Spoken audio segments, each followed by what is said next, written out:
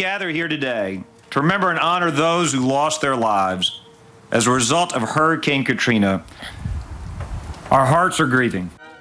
A solemn day in an American city known for its parties, wreaths placed at a New Orleans memorial for victims of Hurricane Katrina, which hit the city 10 years ago today.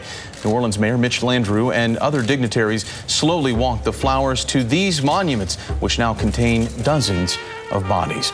According to FEMA, Katrina was the most devastating in our country's history. For survivors, it has been a week of mixed emotions, remembering the devastation and those lost while staying focused on how far they've come.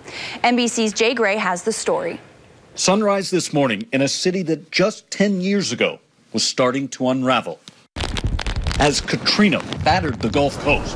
One of the levees has broken and broke through the levee surrounding New Orleans. A decade after tens of thousands were pushed to the convention center and Superdome by the storm.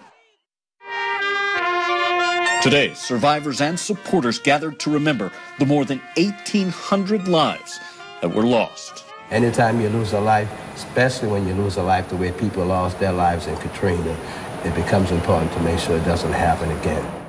There is a new front line of defense now, which includes this massive wall, part of a $14.5 billion maze of updated levees and canals. And more than half the neighborhoods here are at or above their population levels before the storm. Right now, New Orleans is the fastest growing city in America. But in some of the hardest hit areas like New Orleans East, there are still pockets of debris and destruction that have been here for a decade now. The 9th Ward remains in ruins. And across the city, there's still as many as 60,000 homes that need to be rebuilt or repaired. I come home to a neighborhood that's 95% full, but if you travel just a couple of blocks in another direction, it's completely empty. There does seem to be a renewed effort now in the hardest hit areas. I believe that we're going to continue to get better.